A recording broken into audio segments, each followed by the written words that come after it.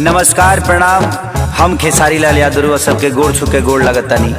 अपना देश में अजीब सिस्टम हो गई आज के डेट में, चाहे वो महाराष्ट्र होके, बिहार होके, यूपी होके, चाहे कोनो राज्य होके, मंदिर के गेट ना खोली लेकिन रैली टाइम से निकल जाता। बताई ब्यास लोग के प्रोग्राम के परमिशन नहीं खे, लेकिन ये लोग के हल्का कह जाला बाबू नॉमिनेशन टाइम से हो जाता।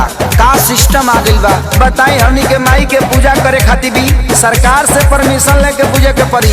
अब बताई कि खिसियाई कि ना खिसियाई करे ब्यास देवी की तो पंडाल ने खस लागे दे तो खिसियाई ना होई हे कन्फ्यूज माई देख के इंदरा संग मतिया बमराइल जे बैठल प्रशासन।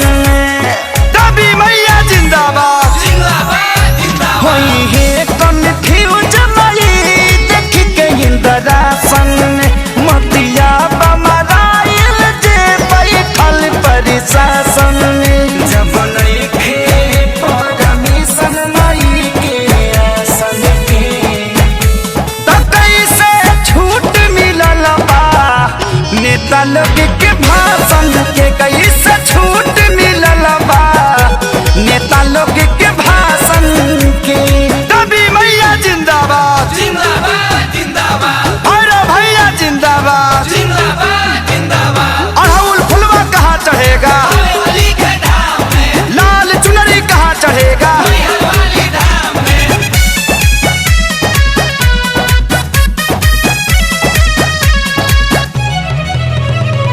रैली में भरल लोगवा से कोना कोना, पूजा में जुटबो तो हो जाई कोरोना। भांग खा के कानून बनावत रहलो। रैली में भरल लोगवा से कोना कोना, पूजा में जे जुटबो तो हो जाई कोरोना। परिभाषा होवे है प्रशासन के त कैसे छूट मिलल बा नेता लोग के भाषण के, कैसे छूट मिलल बा नेता लोग के भाषण के। ताजा नारियल कहाँ चढ़ेगा, धूप अगरबत्ती कहाँ जरेगा।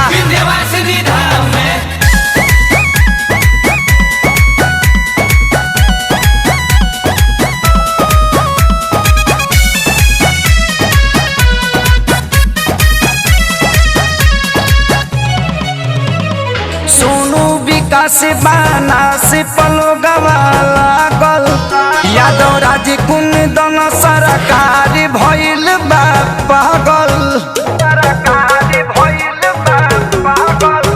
सोनू विकास बाना से पलो गवाला गल, यादव राज कुंदन सरकार भइल बा पागल। भइल दुनिया बाके सारी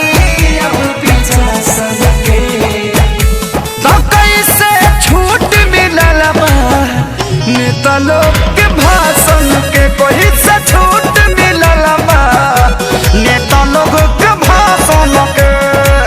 जले माई के मूर्ति ना रखाई तले वोट ना दियाई। जय माता दी।